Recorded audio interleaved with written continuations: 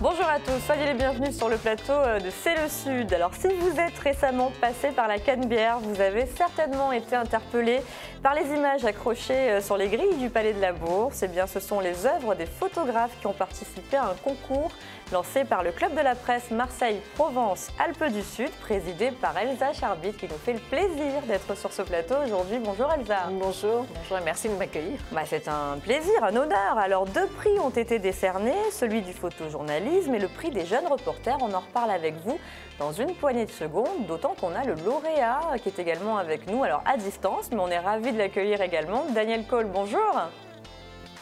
Bonjour. Alors on verra votre photo dans un petit instant, vous nous expliquerez justement le contexte dans lequel elle a été prise et puis on fera le point un petit peu sur votre beau travail de photojournalisme. Alors on a Aurélie également qui est avec nous à distance. Aurélie, ça va ? Ça va très bien, merci. Lumineuse Aurélie avec ce pull orange. Bien, couleur. Vous avez raison, d'autant qu'il fait un petit peu frisqué en ce moment. On a hâte d'avoir un petit peu des couleurs printanières. Ça fait du bien sur ce plateau. Alors Aurélie, on le sait, on le répète chaque jour, on ne peut pas se déplacer à plus de 10 km de son domicile, mais justement on peut tout de même se promener la journée ou les week-ends et vous allez nous proposer une idée de balade dans notre jolie région. Peut-être un peu plus de 10 km de Marseille, mais quand même dans un poumon vert absolument magnifique du côté de Gennos, c'est la forêt de Saint-Pons. Magnifique lieu. Alors pour celles et ceux qui habitent à 10 km, voilà une idée de balade. Et puis pour les autres, il faudra patienter encore un peu, mais on notera l'idée d'Aurélie. Et puis fidèle au rendez-vous, chaque mardi, Abdoul. Ça va tout le monde? Bonjour Elsa, ça va? Bonjour, très bien. Écoutez, cinéma, enfin DVD plutôt. Oui, on ne va pas changer une affaire qui gagne. Absolument. Russell Crowe dans Enragé, qui joue le rôle d'un psychopathe. Oh là là. Ouais, vous allez voir. Quel programme. Voyage interstellaire de Christopher Nolan, avec Matthew McConaughey. Oui. Voilà, je me suis entraîné. Oui, je vois et 3h10 pour Yuma, un western qui est magnifique. On demandera à Daniel de valider votre accent. Ouais, Matthew McConaughey. Dès qu'on a un anglophone sur le... Comment on prononce, Daniel, s'il vous plaît? Matthew. C'est top. Dites-le vous. Matthew McConaughey. C'est un peu mieux quand même. Matthew McConaughey. Ça fait original. Il y a encore... Je défie quiconque de m'épeler son nom. Il y a un peu de boulot encore. Moi, c'est pas évident. Je l'ai déjà éplé au mot fléché, mais on en reparlera plus tard. Elsa, ready? Ready. Go. C'est parti avec le clap d'Abdoul.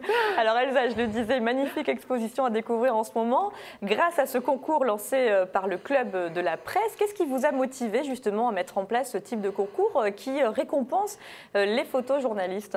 Alors en fait, ça fait 3 ans que ce concours existe, que ce prix et l'exposition également, mais c'est vrai que cette année, la différence, c'est le lieu d'exposition. Alors qu'est-ce qui nous a décidé? Lorsqu'on a été élu le conseil d'administration il y a 3 ans, on a échangé et dans le conseil d'administration, il y a un photographe que vous connaissez certainement, Claude Almodovar, et qui nous a fait vraiment, qui a pointé du doigt la difficulté de leur métier, la difficulté pour ces photojournalistes, qui sont donc journalistes comme nous, avec des cartes de presse, et qui ont un métier fortement difficile et économiquement aujourd'hui une véritable précarité. C'est pour ça qu'on a créé ce prix. Il est difficile ce métier de photojournaliste? Eh bien parce que très souvent les médias ne leur accordent pas une place de salarié comme les autres journalistes. Ils sont souvent considérés comme des pigistes alors qu'on les envoie faire des reportages photos.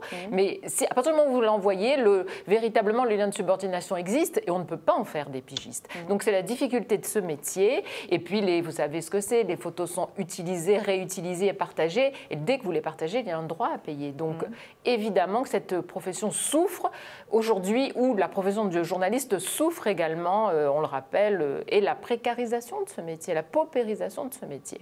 Donc c'est notre devoir, nous, Club de la Presse, d'aider, de soutenir cette profession. Et c'est comme ça qu'on a créé le prix qui est accompagné d'une véritable dotation puisqu'on remet 2 000 € aux gagnants. Donc on aide véritablement, il n'y a pas que des paroles, il y a aussi des actes qui comptent. Et puis il y a cette exposition qui permet de découvrir le travail.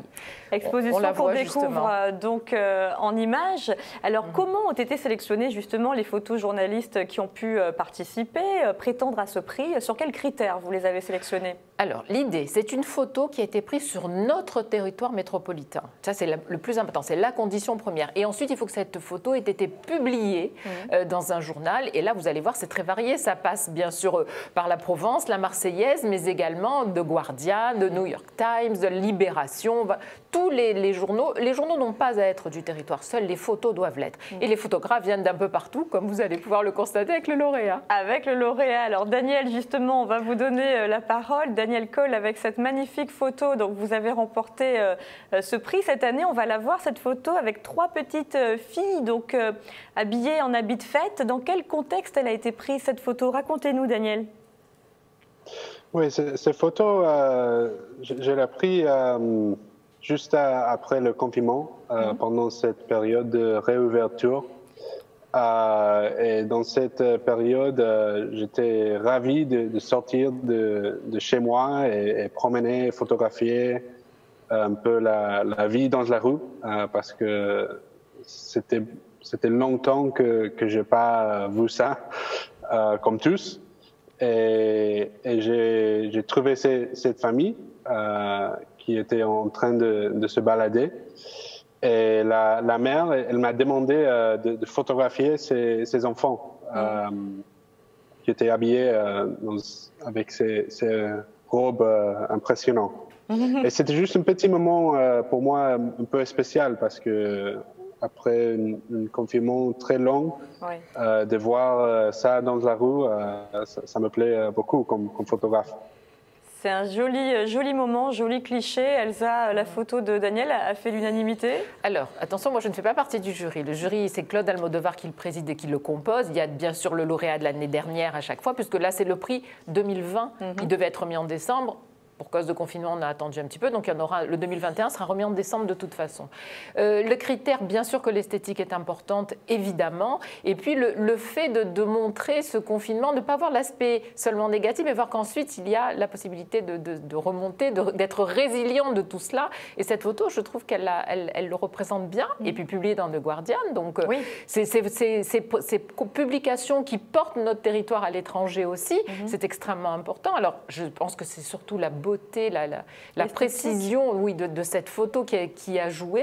Mais vous le verrez, il y a 19 photos sur les grilles et elles sont toutes remarquable. Il y en a quand même 3 du professeur Raoult et je me suis rendu compte que ça plaisait beaucoup. Alors oui, j'imagine. On va aller voir ces photos défiler justement parce qu'on les a. Enfin, faut aller les découvrir en personne sur la Canebière, c'est beaucoup plus sympa. Mais j'imagine que cette pandémie qui nous touche, cet épisode vraiment exceptionnel, a largement inspiré les photographes. Difficile de faire autrement, comme ça concerne l'année 2020. Et il est inutile de dire à quel point elle a été impactée par l'école sanitaire. Il y a d'autres photos du personnel médical également.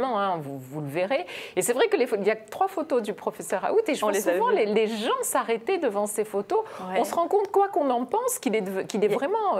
il fait partie aujourd'hui du panthéon des personnages importants pour les Marseillais. Il y a une fascination pour cet homme. On peut le dire. Alors là, on a vu les photos du professeur Raoult. Et puis, vous avez choisi également de donner un prix à des jeunes, justement, des jeunes reporters. Et c'est une jeune femme qui a remporté le prix cette année. Oui, formidable. En fait, ce prix a été créé il y a 2 ans seulement. Elle s'appelle Suzanne Prez. Il a été créé il y a 2 ans parce que Laurent Veil, qui est avec nous aussi au conseil d'administration, a dit mais il faut aider la profession, il faut aider aussi les plus jeunes parce qu'on sait qu'ils veulent quand même faire ce métier et que c'est difficile et ça va l'être de plus en plus certainement. Donc voilà, on te propose un sujet. Cette fois-ci, c'était comment les journalistes ont parlé, ont couvert ce Covid. Elle a écrit un texte formidable qui a été publié dimanche d'ailleurs dans la dernière page de la Provence, donc tout le monde peut lire. Et je pense que les aider, on leur remet un chèque de 600 €. On a remis donc à cette lauréate, l'aider, la porter et lui donner une autre visibilité aussi pour demain. Un réel soutien pour les jeunes et puis pour les photojournalistes. Daniel, ce que disait Elsa tout à l'heure, elle faisait allusion à la précarité justement de votre métier. Vous êtes à Marseille depuis 2019, vous travaillez pour, alors moi l'accent, excusez-moi, Associated Press, je le fais en français, d'accord. Est-ce que vous confirmez, est-ce que vous exercez un métier difficile aujourd'hui ? Oui, je crois qu'en ce moment, c'est très difficile d'être photojournaliste. Moi, je travaille pour l'agence Associated Press, qui c'est une agence américaine, internationale. Mais moi, je suis ici comme pigiste. Donc, en fait, je suis photographe indépendant. Et c'est très difficile parce que, en fait, tous mes collègues que je connais aucune personne fait cet métier pour l'argent. On est tous là parce qu'on aime, c'est notre passion, la photographie, de raconter des histoires, de raconter l'actualité. Et donc on est tous là parce qu'on aime ces métiers. Mais c'est vrai que les conditions de travail en ces moments, en plus avec le Covid, on n'est pas forcément bien aussi. Et avec toutes les annulations des compétitions sportives et des autres événements, normalement, ça fait partie d'une grosse part de notre... Oui, calendrier, de votre travail. Vous avez moins de travail en ce moment, Elsa. Et puis, il faut parler aussi de la sécurité de cette profession difficile, souvent malmenée. On se souvient de ce photographe qui est toujours d'ailleurs dans des conditions de santé précaires. Et on voit aussi qu'on est souvent malmené, maltraité dans les manifestations que l'on couvre, enfin, que les photojournalistes couvrent. Donc, c'est aussi ça, les soutenir. Puis, vous voyez ce qu'il disait, c'est vraiment la beauté des choses qui compte, qui est importante. Et merci, parce que sans nous, déjà, journalistes, on ne pourrait pas faire notre métier de la même façon si on ne peut pas étayer nos propos de leurs photos. Et puis, je pense que c'est touché à eux, c'est touché aussi à la démocratie et au bon fonctionnement de celle-ci. Absolument. On a vu certaines de vos photos défiler aussi, Daniel. Ce ne sont pas des photos qui ont été exposées et qui n'ont pas non plus participé à ce concours. Ce sont les photos que vous prenez donc, dans le cadre de votre travail de photojournaliste. Est-ce que vous avez une spécialité ? En tant que photojournaliste pour une agence de presse, on est généraliste, donc on a besoin de photographier tout, le sport, la politique, les événements, les manifestations. Mais moi, personnellement, j'adore la photographie de la rue. En fait, comme la photo qui a gagné ces concours. Les témoignages. Parce que pour moi, c'est... Celle-ci, elle est exposée. En fait, vous savez, c'est ce pont qui est au-dessus du cours Liotto, qui va vers la rue d'Aubagne. Et c'est amusant parce que le jour de l'exposition, on a inauguré l'exposition, une dame est passée, elle a dit « Ah, mais c'est sûrement le pont de Broadway ». J'ai rien dit parce que c'était trop mignon. Mais vous voyez, cette photo, elle a une force. Elle a une portée. Elle est très belle, elle a aussi une force. Et on voit aussi... moi, celle-là, elle a vraiment remporté mes suffrages. Mais bon, moi, je n'ai pas voté. C'est tout le talent, justement, de cette profession que vous mettez en avant. Elsa, via le Club de la Presse, donc les photos reporters, les photos journalistes. Est-ce que vous pouvez nous dire un mot d'ailleurs sur le Club de la Presse? Quelles sont vos missions tout au long de l'année? Puisque peut-être que les personnes qui nous écoutent ne connaissent pas forcément cette structure et ce à quoi elle sert. Alors le Club de la Presse que je préside donc depuis 3 ans avec le conseil d'administration, ce sont chaque fois des mandats de 2 ans. L'idée, c'est bien évidemment de regrouper les gens de notre profession. Il y a les journalistes, il y a aussi une part d'attachés de presse qui peuvent aussi nous rejoindre, puisque vous le savez, c'est notre quotidien de travailler avec eux, donc c'était important. Et je parle vraiment d'attachés de presse indépendants qui travaillent avec nous. Donc on se retrouve pour évoquer les problèmes de notre profession et Dieu sait s'ils sont nombreux. Donc il y a des temps forts, comme le prix que nous remettons, bien sûr, mais il y a aussi des tables rondes, des échanges, des débats, et puis des petits déjeuners qui sont vraiment réservés aux membres du Club de la Presse, afin qu'on puisse s'aider et parler aussi des nouvelles publications qui émergent, des nouveaux sites d'information qui émergent. L'idée étant vraiment de regrouper les journalistes avec carte de presse. Pourquoi? Parce que ces journalistes-là, on est certains de l'information qu'ils le font circuler et vraiment le but de ce club, c'est de défendre notre profession. Merci Elsa Charbit, merci à Daniel Coll. Vous restez avec nous. Cette expo, on peut la découvrir jusqu'au 28 mai. 28 mai, donc on a le temps. Au bas de la Canebière, sur les grilles du Palais de la Bourse. À présent, on va prendre une petite bouffée d'air, d'oxygène, en direction d'un lieu magnifique sur notre territoire. C'est la forêt de Saint-Pons, Aurélie. Alors 10 km ou pas, peu importe, on pourra y aller un petit peu plus tard. On y va avec vous, vous nous emmenez ? Tout à fait, oui. Puis je pense que c'est un lieu qui est vraiment photogénique et on pourrait en faire de très très beaux clichés. Alors là, l'idée, ce serait de faire une randonnée famille. Elle est très facile. C'est une balade qui est très très agréable le long de la rivière du Fauge.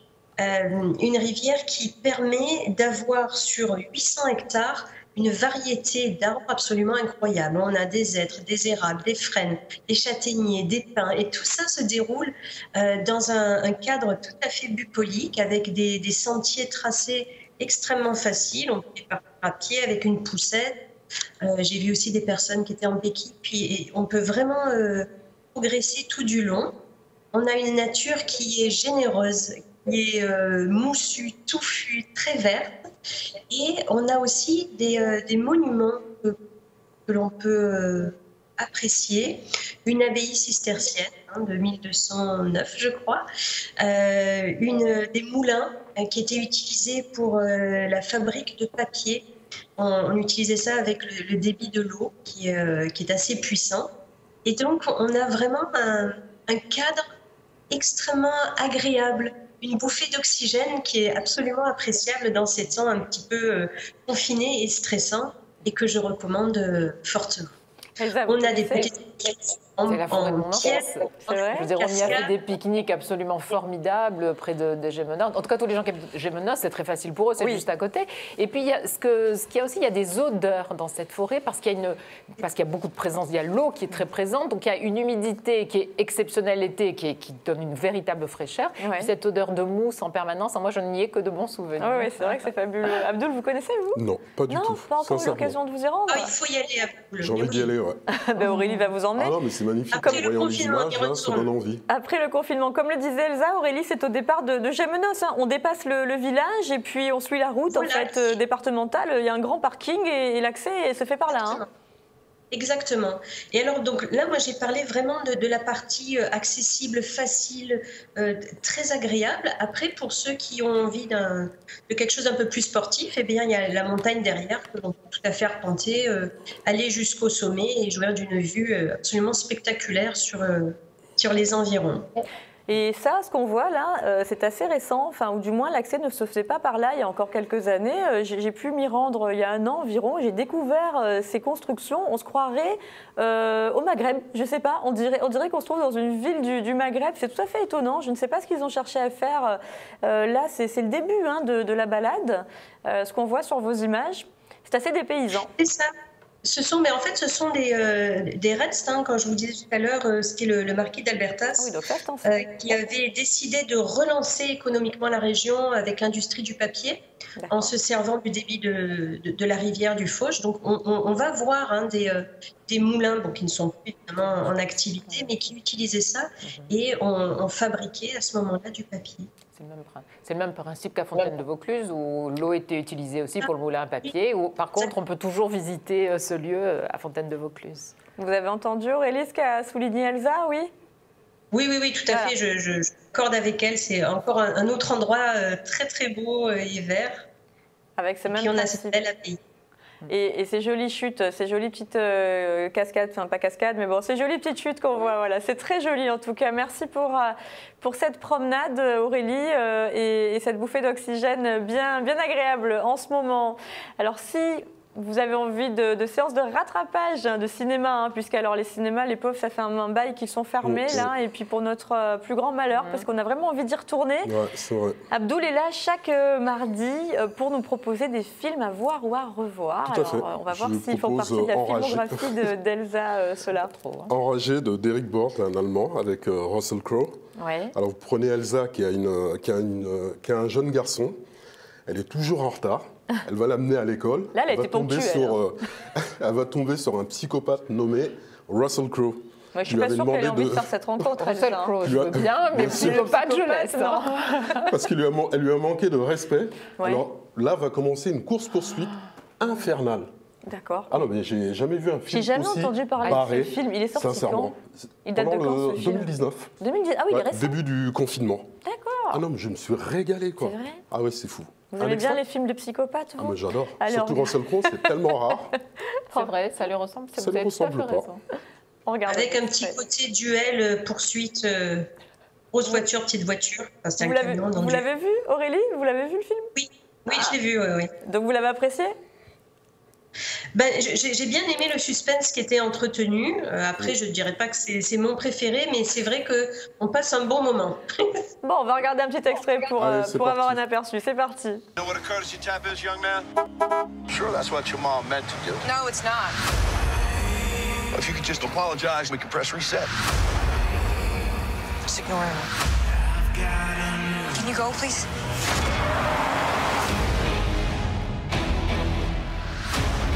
Are you okay? I'm pretty sure that truck's following me. He's road raging. Why don't you just chill, man?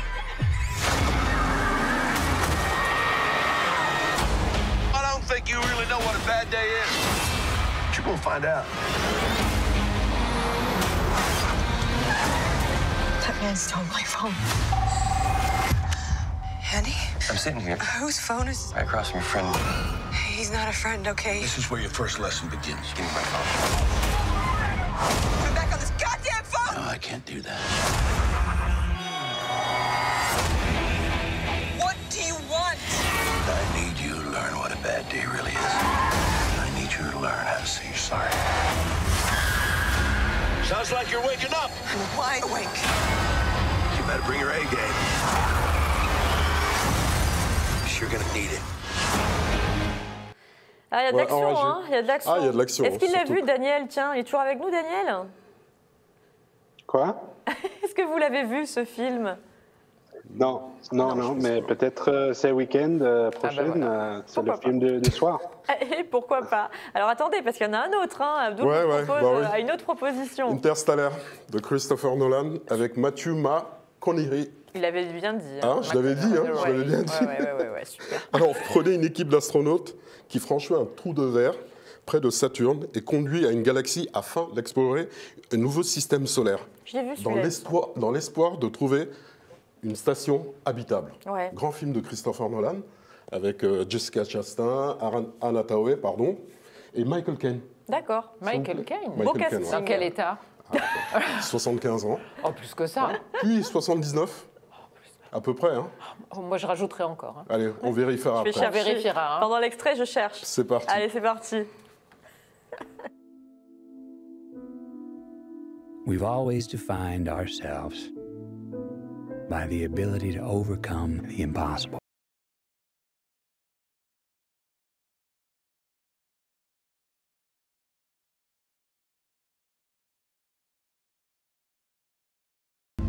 The first ever to fly faster than the speed of sound.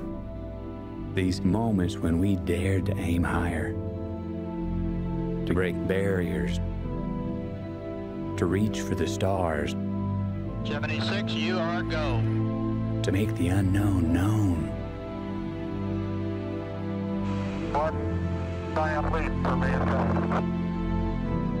We count these moments as our proudest achievements, Having fired the imagination of a generation, but we lost all that. pulls into port for the last time. Or perhaps we've just forgotten that we are still pioneers, that we've barely begun, and that our greatest accomplishments cannot be behind us, because our destiny lies above us.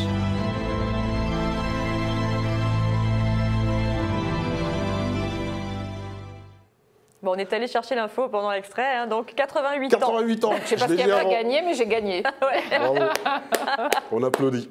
Non, mais je m'incline. Hein, Vous avez bravo. gagné le respect d'Abdoul. Ouais, c'est pas mal déjà, hein. C'est déjà pas mal. C'est déjà pas mal. C'est Ouais, beau, c'est beau. Cinéphile aussi, Elsa. Hein, elle nous Ouais, parle ouais. de plein de films. On en parlera là. après. Ouais, cinéphile. Ouais, je suis bluffé. Vous Dernier avez vu 3h10 pour Yuma?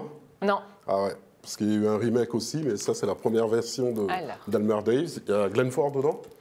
Lui, c'est un voleur de diligence. Il va rencontrer un fermier qui va le raccompagner à la gare pour toucher une rançon. Il va arriver à la gare à 3h10 pour l'amener à Yuma. D'accord. Ouais. C'est l'heure à laquelle il arrive ou il a 3h10 pour l'amener? Il a 3h10 pour l'y amener. Ah, pour Et l'amener, d'accord.